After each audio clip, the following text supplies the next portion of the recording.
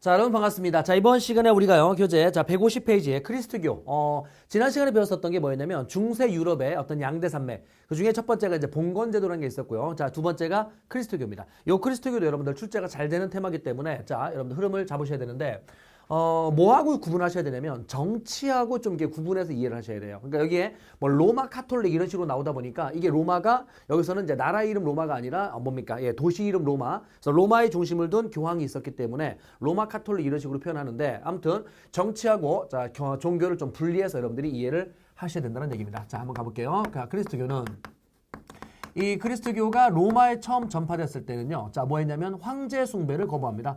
그래서 얘네들이 황제 숭배를 거부했기 때문에 당연히 뭐합니까? 예, 탄압받습니다. 그러면 탄압을 받았기 때문에 이제 몰래 숨어서 지하 예배당, 카타콤이라 하는데 그 지하 예배당에서 숨어서 예배를 드렸죠. 그런데 나중에 컨스탄티누스가 뭐 하게 됐습니까? 그리스도교를 공인했죠. 이 공인했던 시점이 313년, 예, 4세기라고 할 수 있겠네요.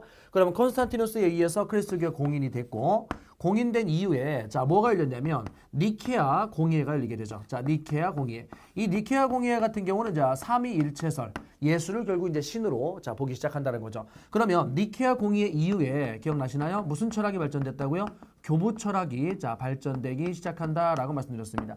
교부 철학이라는 건 이제 교회의 아버지, 즉 그리스도교의 교리 발전에 큰 공을 세운 사람들을 이제 교회의 아버지다라는 교부라는 칭호를 붙이죠. 그래서 교부 철학이라는 게 4세기 때부터 쭉 발전되고 있었다더라. 그 중에 이제 5세기에 아우구스티누스, 이 아우구스티누스가 이제 신국론이라는 책을 쓰기도 합니다. 아무튼요, 그 이후에 그리스도교는 뭐 되냐면 국교가 됩니다. 그럼 국교화 된 시점이 언제였었냐면 392년이었었죠. 그리고 나서 이 그리스도교를 국교화시킨 것이 로마 사회를 분열시켰고 그것이 결국은 로마가 정치적으로 동로마와 서로마로 쪼개진 하나의 요인으로 작용이 됐었던 겁니다. 자, 이미 다 배웠었던 얘기입니다. 그러면 지금 이야기하는 그리스도교의 공인과 국교화 이 과정 몇 세기 상황인데 4세기 상황인데 이 시점에서 그리스도교는 몇 대의 교구가 있었냐면 5대 교구가 있었더랍니다.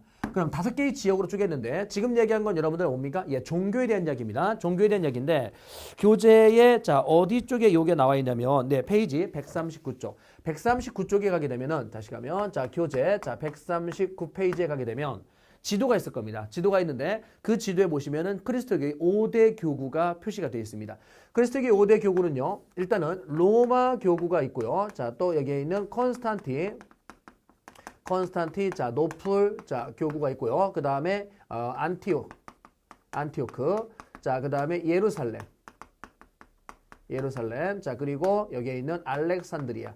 이 알렉산드리아 같은 경우는 이제 알렉산더 제국에서 건설한 그런 도시들인데 이 알렉산드리아가 하나만 있는 게 아니라고 그랬죠. 페르시아 쪽에도 있었고 여러 개가 있습니다. 그 중에 이집트 쪽에도 있었던 거죠. 아무튼요. 이렇게 5개의 교구가 있는데 이 3개의 교구는 의미가 없습니다. 의미가 없고요. 왜냐하면 나중에 이 지역에 어떤 교가 만들어지냐면 이슬람교가 창시가 된대요. 그럼 이슬람교가 창시된 시점이 언제냐면 610년이거든요. 그럼 610년에 이슬람교가 창시되면서 이 지역은 이슬람들이 다 장악을 합니다. 그래서 그리스도교의 교구는 나중에 2개만 남게 되죠. 그래서 초기의 교구는 5개였었는데 나중에 2개의 교구만 남았다. 그러면 이 2개의 교구가 남았었을 때 로마를 중심으로 하는 교구에 뭐가 있냐면 대주교가 있고요. 여기를 이끄는 대주교. 그 다음에 콘스탄티노플에도 뭐가 있었다고요?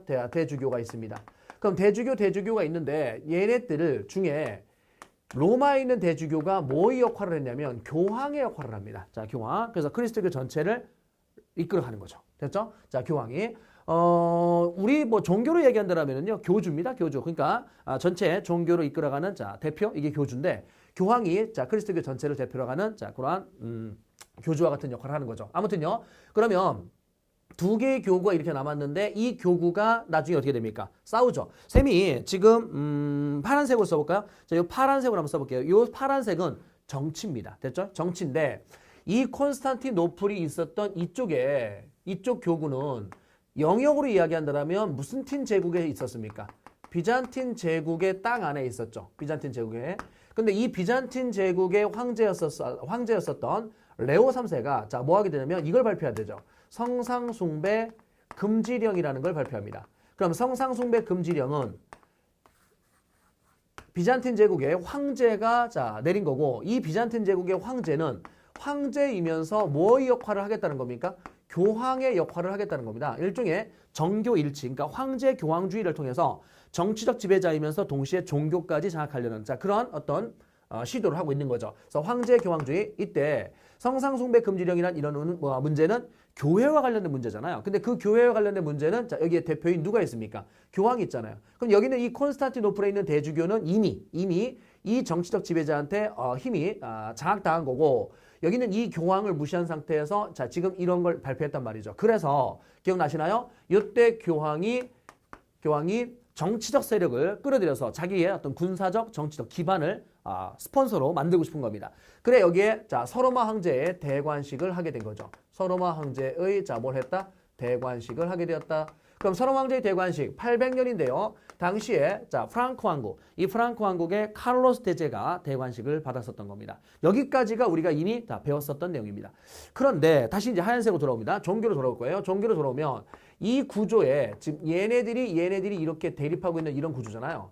종교적으로. 그러니까 종교적으로 대립하는데 비잔틴 대국의 황제가 교황 역할까지 하겠다. 그랬더니 오리지널 교황의 입장에서는 기분 나쁘다. 그래서 서로마 황제와 손을 잡고, 즉 여기면 누구는 카를로스 대제입니다. 프랑크 왕국에. 서로마 황제 대관식을 해주면서 함께 손을 잡았던 거죠. 이런 대립 구조가요 쭉 이어집니다. 대립 구도가 쭉 이어지다가 야 됐다, 우리 그만 헤어지자. 그래서 동서교회가 분열이 돼요. 동서교회가 분열되는데 1054년에 분열이 됩니다. 그렇다면 정치적으로 봤을 때 비잔틴 제국, 이 비잔틴 제국 쪽에는 무슨 정교라는 이름으로? 그리스 정교라는 이름으로. 그러니까 여기에 나라로 친다라면 무슨 틴 제국 쪽이라고요? 여기가 비잔틴 제국 쪽인 겁니다. 비잔틴 제국, 즉 동로마죠. 그 다음에 이제 그 로마를 중심으로 하는, 이때 이제 이 로마가 도시 이름 로마라는 겁니다. 교황청이 로마에 있거든요. 그래서 로마 카톨릭이라는 이름으로 이렇게 발전이 되죠. 그럼 정치로 이야기한다면 이쪽은 무슨 유럽 쪽이겠습니까? 네, 서유럽 쪽이다. 이렇게 이제 이해를 하시면 되겠네요. 아무튼요, 로마 카톨릭으로 쪼개졌고, 지금부터는 그리스 정교는 안 나옵니다. 그리스 정교는 이제 더 이상 나오지 않고요. 얘는 그나마 나중에 어디에 전파되냐면 동유럽과 러시아에 전파가 되어서 러시아에서도 그리스 정교를 믿게 됩니다. 이제부터 나오는 거는요. 어디에 대한 이야기만 나오는 거냐면 여기 있는 로마 카톨릭에 대한 이야기. 요것만 이제 나온다는 얘기죠. 로마 카톨릭. 그럼 정치적으로 얘네들이 교황이 세속적인 군주와 대립하게 되는데 그 과정에서 권력이 계속 뒤바뀝니다. 권력이 뒤바뀌는데 그래프로 쌤이 하나를 그려놓으면 이렇게 그 다음에 이렇게 한번 이야기합시다. 지금요 11세기 요 시점에 사건이 하나 벌어지는데 내용이 어떤 거냐면 카노사의 굴욕이라는 그런 사건이 벌어집니다. 다시 정치로 한번 돌아가 볼게요. 정치로 돌아가게 되면은 여기에 있는 이 서로마 황제의 대관식을 받은 게 누굽니까? 프랑크 왕국이잖아요. 프랑크 왕국인데 이 프랑크 왕국이 어떻게 됐었죠? 프랑크 왕국이 분열됐었죠. 그러면 프랑크 왕국이 분열됐을 때 동프랑크와 중프랑크와 그 다음에 서프랑크로 이렇게 분열되는데 여기에 있는 이 중프랑크 쪽에 누가 있는 겁니까? 교황이 있는 겁니다. 그럼 교황도 땅을 가지고 있어요. 교황이 이 이탈리아 쪽에, 이 중프랑크 쪽에 마자라족이라든지 슬라브족의 침략이 있었어요. 기억나나요? 그 마자라족과 슬라브족의 침략을 동프랑크가 막아줬죠. 오토 1세. 그래서 오토 1세에게 뭐 했습니까? 여기 있는 얘네들한테 오토 1세에게 신성로마 황제의 대관식을 962년도 했었던 거죠. 10세기입니다. 그러면 962년도에 신성로마 제국 황제의 대관식 이렇게 해줬을 때 교황의 입장에서는 어떻게 돼요? 고마워서 해준 거잖아요.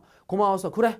내가 살고 있는 이 땅에 이민족의 침략을 대신 막아줬으니 고맙다. 라고 이제 대관식을 했어요. 문제는 요 이후에 이 신성로마 제국 황제 얘네들이 계속해서 어느 쪽에? 이 중프랑크 쪽에, 즉 교황이 살고 있는 중프랑크 쪽 이쪽에 대한 무슨 간섭을 자꾸만 하는 겁니까? 내정 간섭을 자꾸만 한다는 겁니다. 그럼 내정 간섭을 하니까 결국 이 교황의 입장에서도 처음에 신성로마 제국 황제의 대관식을 해줄 때까지만 해도 고마워서 해줬던 거야.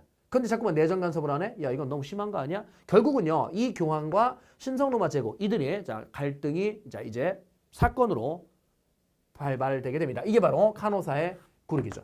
카노사의 굴욕은 그러면은 누가 싸우는 거냐면 여기에 있는 교황과 이때 교황은 이제 그레고리오스 7세입니다. 자, 그레고리오스 7세. 자, 그다음에 여기에 황제가 있는데 이 황제는 신성로마 제국의 뭡니까? 하인리 4세. 그들이 이제 갈등을 하는데 내용은 어떤 거냐면 이겁니다. 성직자에 대한 서인권 문제. 성직자 서인권을 다시 가면은요. 자, 성직자에 대한 임명권. 서인권이 임명권입니다. 그러면 성직자에 대한 임명권을 당연히 교회와 관련된 거니까 누가 가지고 있어야 됩니까? 교황이 가지고 있어야 되는 거 아닙니까? 근데 문제는 이 로마가 그리스도교를 자, 공인하고 국교화하고 이거 다 누가 한 거죠? 황제가 한 거 아닙니까? 그러다 보니까 이 황제가 교회에 대한 어떤 자, 주도권을 쥐고 있었던 겁니다. 그래서 지금까지도 어떤 현상이 있었던 거냐면 성직자들을 임명할 때 그 임명권을 자, 누가 행사했냐면 황제가 행사했다는 거죠. 그러니까 여기는 교황의 입장에서는 장난하십니까? 내놓으세요. 이겁니다. 그래서 아까 얘기했듯이 자, 정치적인 어떤 군주들이 로마의 어떤 그 내정 간섭을 계속 하고 있단 말이죠. 여기 있는 교황에 대한 내정 간섭. 그래서 자, 이 갈등 구조가 이제 표출된 하나의 사건이 이건데 배경은 요거 있었다는 거죠. 성직자에 대한 무슨 문제? 서인권 문제, 임명권 문제. 내놔라. 그래서 결국은 둘이 싸우게 됐고 이 과정에서 자, 황제를 자, 파문시켜요. 황제를 자, 교황이 파문시킵니다. 자, 그래서 이 황제가 주변을 둘러보니까 아무도 내 편이 없어요. 자, 중세 유럽의 양대 산맥은 뭡니까? 봉건제도죠. 봉건제도에서 여러분들 장원 기억나나요? 봉건제도가 성립이 되면 장원이 파생이 되는데 그 장원 안에는 무조건 뭐가 다 있었죠? 교회가 하나씩 다 있었나요? 와우. 그러니까 왼통 크리스트교 중심의 세상이거든요. 그러니까 교황의 파워가 워낙에 이제 커진 겁니다. 자, 그 구조에서 얘가 어떻게 돼요? 파문을 냈을 때 내 편 아무도 없니? 라고 둘러보니까 나를 지지해 준 사람이 아무도 없는 거죠. 상황 파악이 된 거죠. 그래서 어떻게 됩니까? 여기 있는 자, 교황이 당시 자, 머물고 있었던 카노사, 이 카노사 성에 찾아가서 또 겨울이었었어요. 막 눈이 내립니다. 눈이 내리는데 그때 신발 벗고 맨발로 자, 여기 있는 교황에게 잘못했어요. 용서해 주세요. 라고 자, 3일 동안 빌었었던. 그래서 이제 용서를 받았던 이 사건이 카노사의 굴욕입니다. 그렇다면 성직자의 서인권은 자, 누구에게 넘어간 겁니까? 그렇죠. 여기 있는 교황에게 넘어갑니다. 그런데 교황한테 이렇게 넘어갔는데 구두상으로만 넘긴 거예요. 미안해요. 잘못했어요. 가져가세요. 이거였거든요. 구두상으로만 넘겼어요. 그 이후에 이 황제들이 계속 교황과 싸워요. 그래서 여기 있는 이 카노사의 굴욕 그거 이후에도 계속해서 싸움이 자, 지속이 되는데 카노사의 굴욕은 연도상으로 본다면 자, 1077년이거든요. 그러면 1077년에 카노사의 굴욕이 있었고 그 뒤에도 계속 싸웁니다. 계속 싸워. 교황도 바뀌었고 황제도 바뀌었는데 계속해서 싸웁니다. 내놔라. 못 내놓겠다. 이런 식으로. 그랬다가 1122년. 그럼 1122년이니까 자, 12세기네요. 12세기에 결국은 보름스 협약이라는 걸 체결하는데 이 보름스 협약에서 다시 가면 자, 보름스 협약이라는 걸 통해서 성직자의 서인권을 완전히 자, 문서로 넘겼다라고 생각하시면 됩니다. 문서로 넘겼다. 그러니까 아까 얘기했던 카노사의 굴욕에서는 자, 이 황제가 어떻게 돼요? 지금 사태가 나한테 불리하니까 말로 넘긴 거고 그 뒤에도 싸움이 지속됐고 자, 완전하게 도장 찍어! 라고 도장 꽝 찍은 게 바로 보름스 협약이었다. 그렇다면 여러분들 빨간색의 자, 권력이 커지고 있는 이게 누굽니까? 그렇죠. 얘가 교황이 되겠네요. 그죠? 자, 그러면 여기 있는 자, 녹색으로 체크한 요게 자, 누구에 대한 얘기고요? 바로 군주에 대한 얘기죠. 황제에 대한 얘기입니다. 그러면 13세기에 올라갔었을 때요. 자, 교황권의 자, 절정기. 이 교황권의 최전성기가 나오는데 당시에 인노켄티우스 3세가 있었는데 이 인노켄티우스 3세 얘가 자, 뭐냐면 교황권의 절정기입니다. 그래서 뭐라고 표현했냐면 나 교황은 태양과 같은 존재다. 자, 황제들은 뭐다? 달림에 불과하다. 라고 하면서 자, 여기 신성로마 제국을 계속해서 자, 가지고 놉니다. 아무튼요. 자, 인노켄티우스 3세가 최대 자, 절정기에 있었던 그런 교황이고 참고로 미리 말씀드리면 영국에요. 존 왕이라는 왕이 있었는데 그 존 왕이 인노켄티우스 3세하고 이렇게 대립하다가 캔터베리 지방의 어떤 대주교를 임명하는 과정에서 자, 다툼이 벌어져요. 그때 이 인노켄티우스 3세가 존 왕을 파문하기도 합니다. 그럼 결론, 존 왕이라는 왕은 자, 영국의 존 왕은 몇 세기? 13세기. 13세기의 자, 군주다라고 여러분들이 함께 연결을 해 놓으시기 바랍니다. 그랬다가요. 지금 이제 쇠퇴가 되는데 이 쇠퇴되는 구조를 다시 한번 말씀드리면 십자군 전쟁이라는 게요. 자, 여기서 이제 시작이 되거든요. 아까 카노사의 굴욕이라는 사건 자체는 자, 1077년. 그러니까 여기가 1077년인 거죠. 1077년. 자, 그런 다음에 십자군 전쟁이라는 게 1096년에 이제 자, 발발이 돼요. 그럼 1096년에 발발이 됐는데 요 십자군 전쟁이 자 이렇게 쭉 가서 자 여기 자 언제냐 1270년. 그러면 11세기 말에서 13세기 말까지 자 200여 년을 걸쳐서 이루어졌었던 자 종교 전쟁. 이게 바로 십자군 전쟁입니다. 그럼 십자군 전쟁은 누가 주도했냐면 교황이 주도했었던 겁니다. 그럼 십자군 전쟁을 교황이 주도했는데 자 그 교황이 결국은 어떻게 됩니까? 전쟁은 패배한 전쟁이거든요. 자, 십자군 전쟁의 목표는 뭐였었냐면 성지, 예루살렘을 탈환하자. 이게 목표였었는데 그걸 탈환하지 못했어요. 그럼 이 전쟁은 실패한 전쟁이죠. 그러면 전쟁을 주도했던 게 교황이고 전쟁은 실패했고 자, 그거에 대한 책임을 져야 될 거 아닙니까? 그러니까 교황권이 쇠퇴가 되는 겁니다. 자, 교황권이 쇠퇴가 돼. 그럼 교황권이 이렇게 쇠퇴가 되고 있을 때 야, 너 이리 와봐. 너도 세금 내.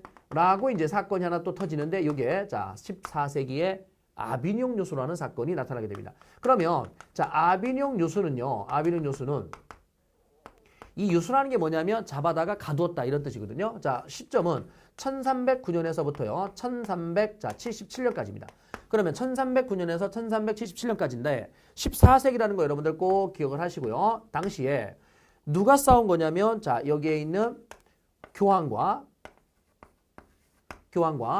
그 다음에 여기에 있는 황제. 자, 황제인데 왕이라 할까요? 황제라 할까요? 그냥. 자, 프랑스입니다. 자, 이때 프랑스의 필립 4세. 프랑스의 자, 필리프 4세가 있었는데 이 필립 4세가 자, 프랑스라는 거 다시 가면 아까요. 여기에 있는 이 카노사이 굴욕에서는 이 황제가 누구였었냐면 신성로마 제국의 하이인리 4세거든요. 그래서 나라가 달라요. 나라가 다른데 자 여기에 있는 이 황제는 자 교황은 그 군주는 프랑스의 필립 4세입니다. 그래서 필립 4세와 자 교황이 지금 다투는데 싸움의 배경은 이렇습니다. 자 성직자 당신들도 세금을 내시오.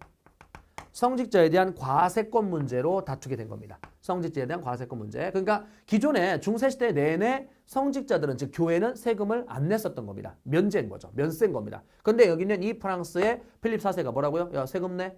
이렇게 된 겁니다.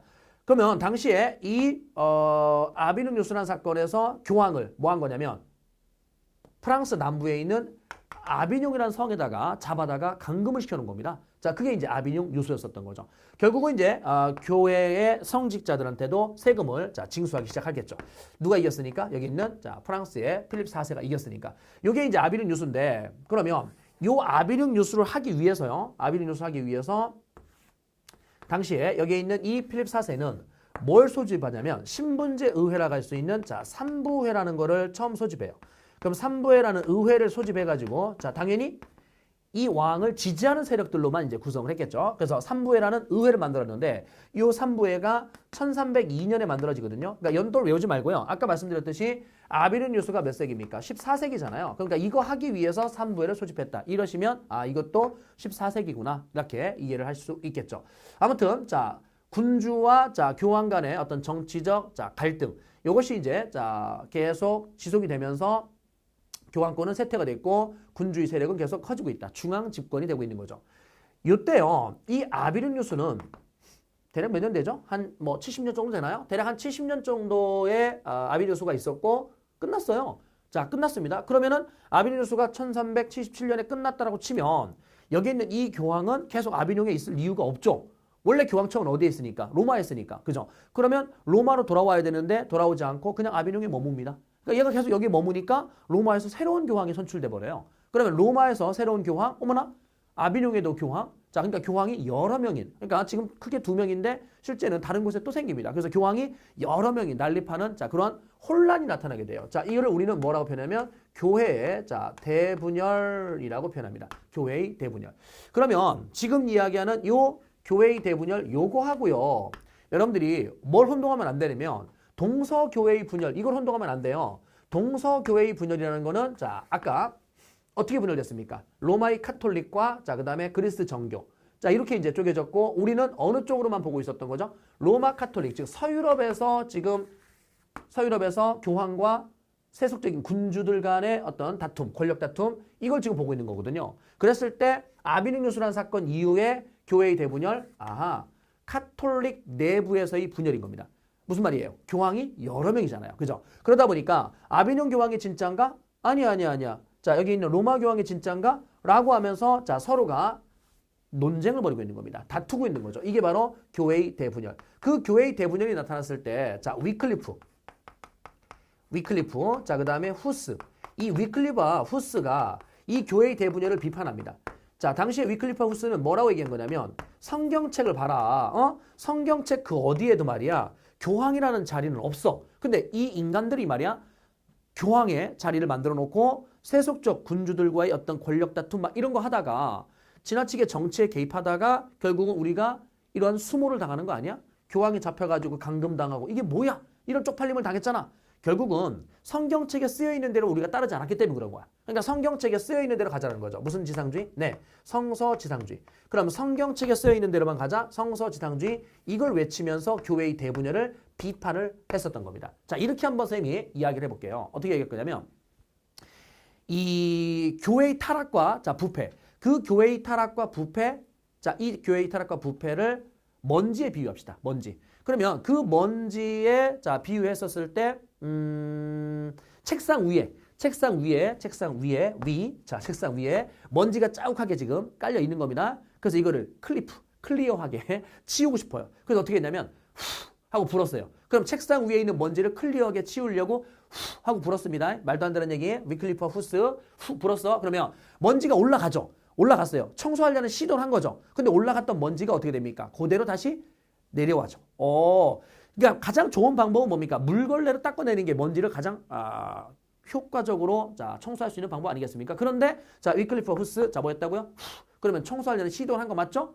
근데 다시 내려왔죠? 자, 뭐라고요? 종교개혁의 시발자. 그러니까 종교개혁의 선구자인 겁니다. 그래서 종교개혁 나중에 이 위클리프 후스의 성서지상주의 이런 것들이 16세기 자, 종교개혁에 나름의 자, 영향을 끼친다는 겁니다. 종교개혁의 뭐라고요? 선구자입니다. 성공하지는 못했습니다. 됐죠? 자, 그러면 교회의 대분열 상황에서 위클리프와 후스의 비판도 있었고 이때 카톨릭에서는 회의를 열었습니다. 이 회의가 뭐냐면 자, 콘스탄츠 자, 공의회. 그럼 콘스탄츠 공의회가 1414년 뭐 요 무렵인데 연도 외우지 말고 콘스탄츠 공의회는 몇 세기냐? 15세기입니다. 그러면 콘스탄츠 공의회가 15세기인데 15세기에 이 콘스탄츠 공의회라는 걸 통해서 뭐 했냐면 야, 로마 교황이 진짜인가? 아비뇽 교황이 진짜인가? 결론. 야, 로마 교황이 진짜야. 라고 로마 교황을 정통성 있는 교황으로 자, 선택을 합니다. 그 얘기는 다르게 표현하면 교회의 대분열을 자, 뭐 시켰다? 대분열을 종식시킨 겁니다. 대분열을 뭐 시켰다? 종식시켰다. 그런 다음에 여기에 있는 누구를 자, 화형에 처하냐면 후스를 자, 결국은 처형을 합니다. 그러니까 후스 같은 경우는 일종의 자, 내부 고발자인 거죠. 교회의 어떤 타락과 부패를 자, 우리 스스로가 좀 정화시켜봐야 된다. 성경책에 쓰이는 대로 가자라고 지금 요구했었던 건데 자, 후스를 처형했잖아요. 그러니까 내부 고발자를 어떻게 된 거예요? 처형을 함으로써 자, 이걸 덮어버리는 겁니다. 결국 아까 이들이 시도했던 건 뭡니까? 종교를 개혁하려는 그런 시도를 하는 건데 자, 그들이 처형을 받았잖아요. 결국은 종교개혁의 어떤 그 실패, 그러니까 종교의 어떤 타락과 부패를 청소하지 못한 거네. 그러니까 여기 있는 후스를 처형했다. 대분열을 종식시켰다. 이 콘스탄츠 공의회가 가진 의미는 이런 겁니다. 교회의 타락과 부패는 여전히 지속되고 있다라는 거죠. 그래서 나중에 우리가 다음 시간에 다음에 배울 건데 뒤에 연결해서 배울 건데 16세기에 가게 되면은 종교개혁이 벌어져요. 종교개혁. 뭐 루터라든지 뭐 칼뱅이라든지 영국의 헨리 펠스라든지 이런 종교개혁들이 나오는데 그 종교개혁에 영향을 끼쳤던 자, 이게 바로 위클리프와 후스라는 겁니다. 그러면 일단락 여기까지 우리가 자, 크게 살펴봤고요. 종교개혁은 뒤에서 다시 봅니다. 그러면 하나 더 추가시켜야 될 게 뭐냐면 이 동서교회가 분열된 게 11세기인데 11세기에 자, 벌어지는 자, 사건들을 자, 몇 가지를 제가 말씀드리면 1054년에 동서교회의 분열, 1077년에 카노사의 굴욕, 1096년에 뭡니까? 예, 십자군 전쟁의 시작. 이 세 가지 사건 순서대로 됐죠? 이게 뭐라고요? 동서교회의 분열. 이게 뭐라고요? 카노사의 굴욕. 그리고 여기에 있었던 게 십자군 전쟁이다. 자, 아까 그래프상으로 본다면 자, 카노사의 굴욕이 있었고 그 뒤에 자, 십자군 전쟁. 여기다가 제가 표시를 했죠. 아무튼요. 11세기 이 세 가지 사건은 순서대로 꼭 기억을 하셔야 됩니다. 다시 갑니다. 동서교회가 자, 이렇게 분열이 됐고 이 카톨릭 내부에서 교회를 정화시키기 위한 교회 정화운동이 있었는데요. 자, 여기다 연결할까요? 자, 여기다 연결합시다. 교회의 정화운동이 있었는데 수도원 운동이라는 게 있었어요. 자, 그러면 자, 이 수도원 운동이라는 거는 언제부터 이제 자, 본격화되냐면 10세기. 이 10세기 때부터 그러니까 여기 동서교회 분열 전부터 이미 수도원 운동이라는 게 있었어요. 그럼 수도원 운동은 자, 뭐 하자는 거냐면 교회의 어떤 타락과 부패가 언제부터 시작됐냐면 이 영토를 가지기 시작하면서 즉 돈벌이 하기 시작하면서 그 프랑크 왕국 때 피핀이요. 롬바르디 왕국을 점령을 하고 그 땅의 일부를 뺏어서 자, 뭐 했습니까? 교황에게 영토를 이제 기증을 했잖아요. 그러면서 이제 교황이나 이런 성직자들도 영토를 가지기 시작해요. 그러니까 뭐가 되냐면 영주가 되죠. 그러니까 우리 그 봉건제도에서 기사들, 그러니까 제후들 이들만 자 영주가 되는 게 아니라 성직자들도 영주가 됐거든요. 그러니까 서로 땅을 가지고 있어요. 그럼 성직자들이 땅을 가지고 있다 돈벌이 하고 있는 거거든요. 그때부터 교회의 타락과 부패는 계속 자 어떻게 돼요? 진행돼 왔었던 겁니다. 그래서 안 되겠다. 우리가 자 그런 돈벌이 뭐 이런 거에 급급하지 말고 교회의 어떤 본연의 모습, 종교 본연의 모습으로 자 우리가 돌아가야 된다라는 운동이 수도원 운동이었었던 겁니다. 그럼 이 수도원 운동에서 돈벌이 하지 말자. 자 그랬을 때 얘들이 돈벌이 자꾸 하는 이유가 뭐냐면 결혼을 했네. 아니 성직자들이 결혼했어요. 그럼 성직자들이 결혼을 하면 처자식들이 생길 거고 그 처자식들을 부양하기 위해서 돈이 필요한 거야. 아 그러니까 결혼을 하지 말자.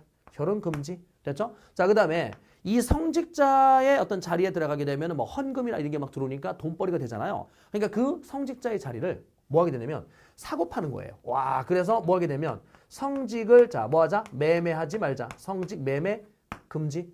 그래서 결혼 금지. 자, 그 다음에 성직 매매 금지. 자, 이런 걸 하면서 동시에 뭘 했었던 거냐면 이거를 가져와야 된다라는 운동을 했었던 거예요. 성직자에 대한 자, 어떤 거? 서인권.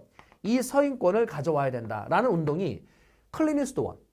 자, 10세기에 수도원 운동이 자, 본격화되는데 그 중에 대표적인 수도원이 바로 클리니 수도원이었단 말이야.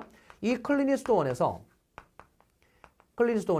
자, 이 운동을 한 겁니다. 성직자에 대한 서인권을 가져와야 된다. 당시에 클리니 수도원에서 자, 나름의 수도승으로 자, 학문 연구했었던 그레고리오스 7세.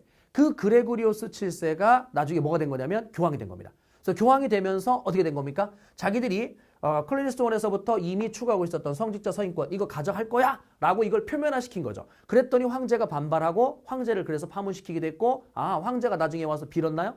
하하 이렇게 연결되는 거네. 무슨 사이 굴욕으로? 카노사이 굴욕으로. 이해돼요? 그러니까 앞에 클리니스톤이 이미 자 수도원 운동을 하고 있었어요.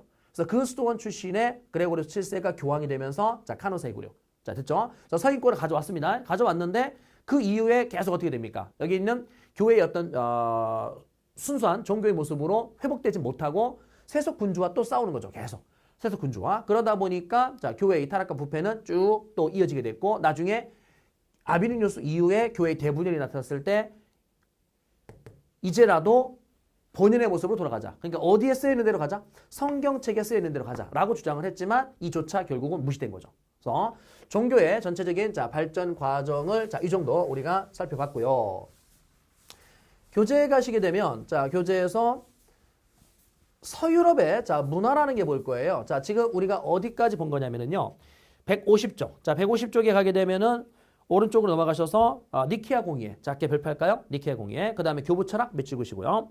동서교회 분열에서는 거기에 있는 1054년에 완전히 자 분열이 됩니다. 리을 몇 찍으십시오. 자, 수도원 운동이라는 게 보이는데 그 중에 자, 클리니 수도원, 디귿번 찾았나요? 클리니 수도원 조그맣게 자, 별표하시고요. 그 클리니 수도원에서 그레고리오스 7세가 나중에 교황이 된 겁니다. 그러면서 성직자 임명권을 가져오겠다. 이게 카노사의 굴욕이죠. 나머지 읽어보시고요. 자, 밑에 교황권의 전성이라고 되어 있는 거 그래프로 이해하십시오. 되나요? 자, 이렇게 교황의 권력과 그 다음에 군주의 권력이 자, 교차되는 그 그래프로 기억하시면 됩니다. 카노사의 굴욕, 자, 첫 번째 기억번 서인권 문제, 자, 밑줄 그시면 되고요. 자, 보름스 협약 12세기고요. 교황권의 전성기 인노켄티우스 3세입니다. 자, 오른쪽에 핵심 체크 쪽에 초기 5대 교구가 있는데 이 5대 교구를 다 외울 필요는 없습니다. 자, 그 다음에 밑에 동서교회의 분열, 자, 사료 읽어보시고요. 쭉 내려가셔서 보름스 협약 세기 확인하십시오. 12세기입니다. 그 다음에 영국의 쫀왕에 대한 이야기가 있는데 쫀왕 한번 읽어보시고요. 뒷장 넘어가시게 되면 이제 탕후들은 11번 요 사진 자료가 심해 나올 겁니다. 카노사의 굴욕 별표하시고요. 내용 읽어야 됩니다. 자, 탕후들은 12번도 조그맣게 별표하는데 가로 안에 13세기라고 쓰십시오. 제목 옆에 13세기 교황권의 절정기. 그 다음에 탕후들은 13번은 지금 몇 번째 단락까지 본 거냐면 첫 번째 단락, 두 번째 단락, 세 번째 단락이 있잖아요. 그래서 16세기의 종교개혁은 우리가 아직 안 본 거거든요. 그래서 위에 있는 두 단락을 지금 본 겁니다. 두 개 단락. 한번 흐름 다시 잡아보시고요. 자, 오른쪽 페이지 가게 되면은, 자, 중세 유럽의 문화라고 되어 있는데, 이 중세 유럽의 문화에서, 자, 시험에 나오는 것들이, 자, 몇 가지가 있어요. 그러면, 중세 유럽의 중세 유럽의 문화. 그랬을 때, 자, 뭡니까? 학문 연구, 요거 한번 가볼까요? 이 중세 유럽의 학문 연구는, 자, 주로 누가 있냐면, 수도원에서 했어요. 수도원에서. 당시 이제 중세 유럽의 학문은 중세 시대의 왼통, 그리스도교와 봉건 제도가 왼발 오른발 핵심이라고 그랬잖아요. 그랬을 때 학문 연구에서는 당연히 뭘 연구하냐면 신학을 연구합니다. 신학. 그러면 신학이라는 거를 자 주된 학문으로 이제 이렇게 연구를 하는데 그 신학 연구의 중심 역할을 바로 수도원이 했었다는 겁니다. 그랬다가 나중에요. 중세 후반기로 넘어가게 되면 12세기에 뭐가 만들어지냐면 대학이라는 게 만들어지거든요. 이 대학이 만들어지는데 여러분 대학은요. 뭐가 중요하냐면 이 대학은 세기가 중요해요. 몇 세기라? 12세기. 그럼 이 당시 대학에 뭐가 있었냐면 파리 대학, 볼로냐 대학, 옥스퍼드 대학, 캠브리지 대학 이런 대학들이 있는데 대학 이름을 외울 필요는 없습니다. 뭐 여기는 예를 들어 파리 대학인데 이거를 뭐 서울 대학 이렇게 이제 문제를 출제하지 않을 거기 때문에 대학 이름은 따로 외울 필요 없고 몇 세기의 대학이 12세기. 그러면 학문 연구의 초기 중심지는 수도원에서 했었는데 12세기부터는 이제 대학이 만들어지겠고 대학에서 당연히 이 학문을 연구할 때 신학을 중심으로 연구를 합니다. 아무튼요. 중세는 왼통 크리스토교 신중심의 세상이니까. 그래서 학문과 관련된 내용. 자, 두 번째. 자, 철학과 관련된 내용을 볼 건데요. 이 철학과 관련된 내용에서 로마 한번 떠올려 보실래요? 로마 초기에는 알렉산더 제국에 있었던 자, 스토아파. 스토아파가 그대로 유행을 하죠. 로마 초기에는. 그랬다가 뭐가 발전됐냐면 교부 철학이라는 게 자, 발전하기 시작합니다. 자, 4세기 때부터. 자, 그럼 이 교부 철학이 쭉 발전되다가 나중에 누구랑 만날 거냐면 자 이렇게 한번 가볼까요? 자 스콜라 철학 이렇게 한번 가봅시다. 자 이 스콜라 철학은 방금 이야기했었던 자 어떤 거요? 교부 철학. 자 얘하고 뭐가 결합된 거냐면 아리스토텔레스. 자 아리스토텔레스.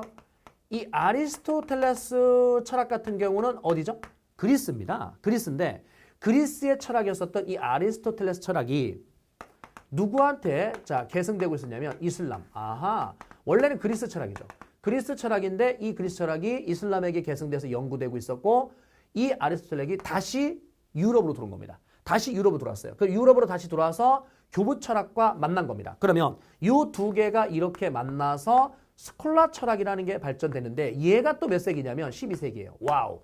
자, 대학도 몇 세기죠? 12세기. 스콜라 철학도 몇 세기라고요? 12세기. 세기 꼭 기억하셔야 됩니다. 그러면 이 스콜라 철학이 12세기에 성립되어서 발전되다가 13세기 무렵에 이제 전성기를 누리게 되는데 그중에 누가 있었냐면 자 토마스 자 아퀴나스. 이 토마스 아퀴나스가 자 스콜라 철학의 집대성 대표적인 인물인데 얘는 13세기 사람이에요. 그래서 이 토마스 아퀴나스가 13세기에 어떤 책을 썼냐면 신학대전이라는 책을 썼거든요. 이 신학대전에서 뭘 강조했냐면 교부 철학. 여러분 교부 철학에서는요. 교회의 아버지, 그러니까 뭘 연구한 거죠? God, 신을 연구한 거 아닙니까? 그죠? 신을 연구한 거예요. 신앙을 연구하는 거죠. 신앙을. 자, 그런데 그리스의 철학이다. 이게 이제 이슬람으로 계승되다가 다시 유럽으로 들어왔던 이 아리스토텔레스 철학. 그러면 그리스의 어떤 그 문화의 특징을 한마디로 압축해라. 쌤이 뭐라고 얘기했습니까? 인간 중심적. 기억나요? 그래서 이 그리스에 많은 신들이 있는데 그 신들이 인간하고 어떻게 돼요? 똑같이 이제 생활을 한단 말이에요. 다만 인간과 다른 거는 죽지 않고 하나의 능력을 가지고 있다. 하지만 일반 모든 일상생활은 인간과 똑같거든요. 그 얘기는 인간을 높인 거다. 인간 중심적. 그러니까 여기 있는 인간을 자 중심적으로 했었던 문화. 인간의 이성을 중시한 거죠. 아, 그래서요. 이 두 가지가 결합됐지 않습니까? 이 두 가지가 결합된 게 스콜라 철학이잖아요. 그랬을 때 이걸 집대성한 게 토마스 아퀴나스잖아요. 그럼 여기 있는 이 신학대전에서는 뭘 강조한 거냐면 자 신앙과 이성의 조화를 이렇게 강조했었던 겁니다. 신앙과 어떤 거요? 이성의 조화가 필요하다라고 주장했었던 게 바로 신학대전입니다. 그래서 철학 이렇게 확인하시면 되고요. 그 다음에 또 여기에 문학작품 한번 가볼까요? 자, 문학작품을 가는데 이 문학작품에서는요. 기사도 문학. 와우. 그럴 수밖에 없는 게 중세시대는 봉건제도. 그 봉건제도에서 누가 있습니까? 기사들이 있을 거 아니에요. 그죠? 그래서 그 기사들의 어떤 영웅담? 기사들의 영웅담, 자, 사랑 이야기, 막 이런 것들을 소재로 한 문학 작품, 기사도 문학. 기사도 문학의 뭐 대표적인 게 뭐가 있냐면 롤랑의 노래가 있거든요. 이 롤랑의 노래가 있고 뭐 니벨롱겐의 노래, 그다음에 아서왕 이야기 이딴 것들이 있는데 시험에 나오는 거는 이것만 여러분들이 기억하시면 돼요. 롤랑의 노래. 그러면 이 롤랑이 누구냐면 카를로스. 이 카를로스 대제의 부하입니다. 부하인데 얘가요. 이슬람의 어떤 침략을 막아내는 그런 어떤 활약을 해요. 그 이슬람의 침략을 막아내는 과정, 그 영웅담이잖아요. 그 영웅담을 자, 소재로 해서 자, 쓰여진 그 작품이 바로 롤락의 노래였었던 겁니다. 작품 이름 요거 하나 기억하시고요. 그랬다가 중세 후반기로 넘어가면은요. 중세 후반기로 넘어가게 되면은 자, 무슨 문학이 이제 자, 발전하기 시작하냐면 국민문학이 발전하기 시작해요. 그럼 국민문학이라는 게 뭐냐면 국민문학은 자국어로 쓰여지는 문학 작품. 그러니까 중세 시대 내내 모든 게 크리스토교 중심이다 보니까 크리스토교의 어떤 성경책이나 이런 것들이 자, 뭐로요? 라틴어로 쓰여져 있거든요. 그러니까 라틴어를 좀 읽을 줄 알아야만 자, 품위가 있어 보이고 교양이 있어 보이고 이런 거예요. 그러니까 문학 작품들도 전부 다 라틴어로 쓰여졌던 겁니다. 그런데 14세기 이때부터는 단테의 신곡, 이 단테의 자, 신곡이라는 작품이 있는데 이 단테의 신곡 요게 자, 무슨 문학으로? 바로 국민문학의 자, 출발. 그러니까 자국어로 쓰여진 자, 그런 문학 작품들이 유행하기 시작한다는 겁니다. 그래서 중세 시대에는 기사도 문학이 주를 이뤘다. 그랬다 중세 후반기에 국민문학, 모국어로 쓰여진 자, 그러한 작품들이 나오기 시작했다. 단테의 신곡 하나 확인하시기 바랍니다.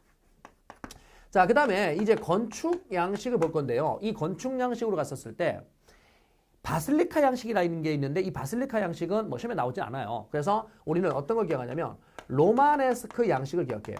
자, 로마네스크 양식. 이 로마네스크 양식은요. 대표적인 건축물이 뭐가 있냐면 피사의 성당. 됐죠? 자, 피사의 성당. 자, 그 다음에 피렌체 성당. 자, 뭐 하고 있는지 알겠어요? 자, 11세기. 어머나, 몇 세기라고요? 11세기. 그래서 피사의 성당과 피렌체 성당이라는 이러한 대표적인 건축물이 있는데 PP. 몇 세기요? 11세기. 됐죠? 그래서 로마네스크 양식 색이 엄청나게 중요합니다. 11세기입니다. 그래서 피사의 성당, 피렌체 성당. 나중에 교재 뒤에 넘어가면은 사진자료가 있을 겁니다. 사진자료 함께 확인하셔야 되고요. 두 번째 갑시다. 두 번째 간다라면 자, 여기에 또 어떤 일이 벌어지냐면 12세기에 갔었을 때 고딕 양식이라는 게 유행하게 돼요. 자, 몇 세기라고요? 12세기. 특징 일단 말씀드릴게요. 이 로마네스크 양식은 특징이 뭐냐면 벽이 두꺼워요. 벽이요. 1m가 넘어요. 벽 두께 자체가 1m가 넘는다니까. 그 벽이 1m가 넘어. 그럼 그 중간에 창문을 뚫어놨다고 쳐봐. 창문을 뚫어놔도 자, 바깥에서 햇빛이 이 안쪽에 충분히 못 들어옵니다. 무슨 말 이해됐죠? 벽이 두꺼우니까 1m니까. 그래서 이 로마네스크 양식은 두꺼운 벽. 이게 특징이고요. 두 번째, 안쪽이 항상 어떻다? 어두워요. 그래서 어둡고 장중한 느낌 뭐 이렇게 이제 표현을 할 겁니다. 반면에 자, 고딕 양식은요. 고딕 양식은 높은 첨탑. 자, 이렇게 첨탑을 높게 세웠었을 때 저 위에 누가 있는 거죠? God. 신이 있을 거 아닙니까? 그 신에게 인간의 능력을 극대화시켜서 신에게 좀 더 어떻게 돼요? 다가가고 싶은 거예요. 그래서 경쟁적으로요. 높은 첨탑을 만듭니다. 내 능력을 과시하고 싶은 거죠. 그래서 신에게 좀 더 다가가고 싶은 그런 열정, 열망을 담아서 높은 첨탑을 특징으로 했었던 게 고딕 양식이다. 그리고 높은 첨탑을 만들어 놨고 자, 여기 있는 스테인드 글라스. 이런 스테인드 글라스로 자, 장식을 했었던 게 특징입니다. 고딕 양식은 높은 첨탑과 스테인드 글라스 이러시면 됩니다. 이 고딕 양식의 여러분들 자, 대표적인 게 자, 뭐가 있냐면 여기에 있는 쾰른 성당, 노트르담 성당, 자, 그리고 샤르트르 성당 이런 것들이 있는데 사진 자료를 준 다음에 이게 쾰른 성당이니 노트르담이니 이렇게 묻진 않아요. 그냥 사진을 줄 거고 그 사진 준 다음에 옆에다가 뭔가 부연 설명을 씁니다. 이 성당의 특징은 어쩌고 줄 겁니다. 그러면 이게 여러분들 무슨 양식이라는 걸 찾아내셔야 되고요. 고딕 양식. 그렇다면 세기가 몇 세기라? 12세기라는 거를 끌어내시면 됩니다. 자, 12세기 중요합니다. 됐죠? 12세기 엄청나게 자, 중요하더라. 12세기에 체크되어 있는 게 지금 몇 개가 있는지 볼게요. 방금 고딕 양식 봤죠? 그 다음에 무슨 철학? 스콜라 철학. 그죠? 그 다음에 여기 있는 자, 중세 대학까지.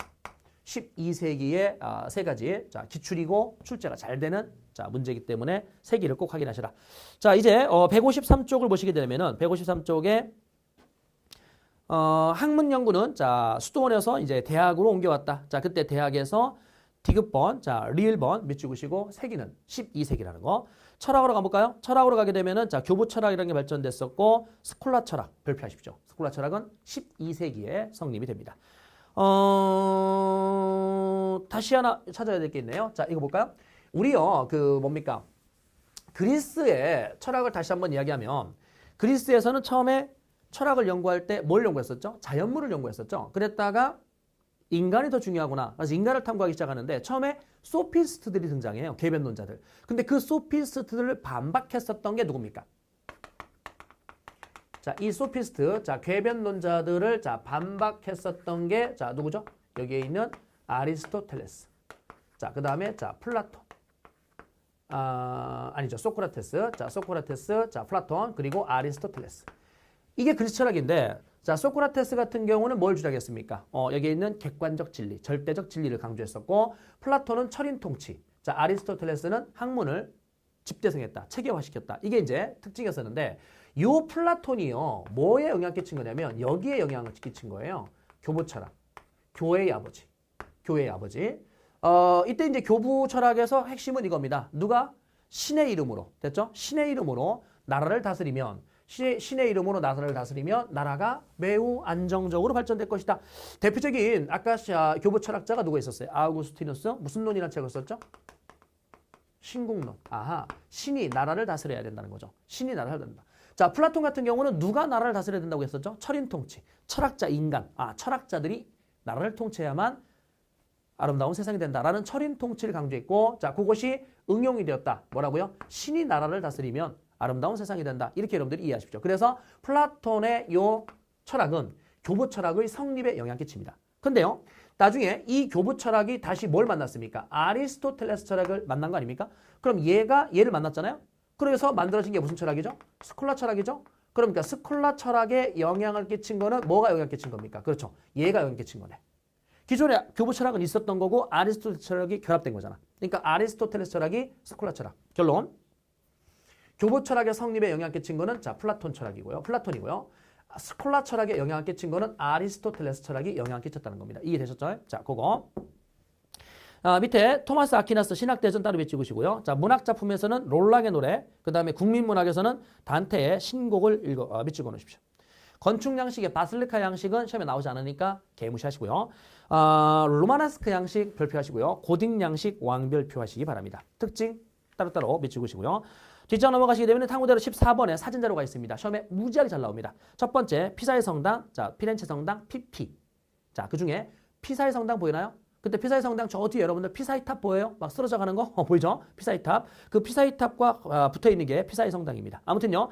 피렌체 성당과 피사의 성당은 로마나스크 양식이다. 몇 세기다? 11세기다. 그리고 밑에 가시게 되면 이제 그 샤르트르 성당, 자, 노트르담 성당, 쾰른 성당 이런 것들이 있을 겁니다. 요것들이 고딕 양식으로 만들어졌다는 거죠.